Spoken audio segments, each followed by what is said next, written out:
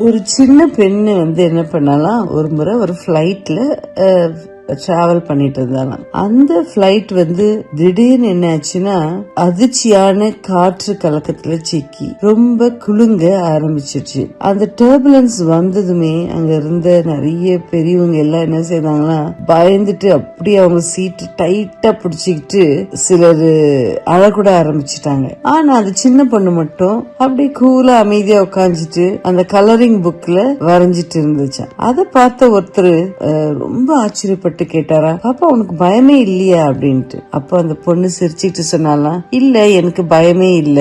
ஏன் அது மட்டும் உன்னால எப்படி முடியுது, நாங்களாம் அந்த டர்புலன்ஸ்ல பயந்துட்டு அப்படியே இருக்கிறோம், நீ அப்படியே ஜாலியா இருக்கிய அப்படின்னு சொல்லிட்டு. அதுக்கு அந்த பொண்ணு சொன்னாலாம், ஏன்னா அந்த பிளைட் உடைய பைலட் எங்க அப்பா தான், அவர் எனக்கு தெரியும், எனக்கு ரொம்ப நம்பிக்கை இருக்கு, அவர் பத்திரமா நம்மள கூட்டிட்டு போயிடுவாரு அப்படின்னு சொல்லிச்சிங்க. அதாங்க நம்மளும் நினைக்கணும், நம்மளுடைய வாழ்க்கையின் ஓட்டுநர் பைலட் கடவுள் தான். அவர் மேல நம்ம என்ன செய்யணும், நம்பிக்கை வச்சிருக்கணும். அவர் தான் நம்மளுடைய வாழ்க்கையுடைய பைலட். நம்முடைய வாழ்க்கையில எத்தனை ஒரு கஷ்டங்கள் டர்புலன்ஸ் போல வந்தாலும் நாம நம்முடைய தேவன் மீது நம்பிக்கை வைத்தோம்னா எதுக்குமே நம்ம என்ன செய்யக்கூடாது, கவலைப்படக்கூடாது. ஆனா அதே நேரத்துல அந்த விமானத்தை நாம ஓட்டணும்னு முயற்சி பண்ணோம்னா என்ன ஆகும், கண்டிப்பா அது விபத்துலதான் முடியும். தேவன் சொல்றாரு, என் மேல நம்பிக்கை வைங்கன்றாரு. நம்பிக்கை வச்சீங்கன்னா உங்களுக்கு பிரச்சனையே கிடையாதுன்னு கிடையாது. ஆனா அந்த பிரச்சனையில கூட அவர் என்னை வழி நடத்துவார்னு தெரிஞ்சு நம்ம என்ன செய்யணும், அமைதியா இருப்போம். நீங்களும் நானும் இப்போ எந்த ஒரு புயலை சந்திச்சுட்டு இருந்தாலும்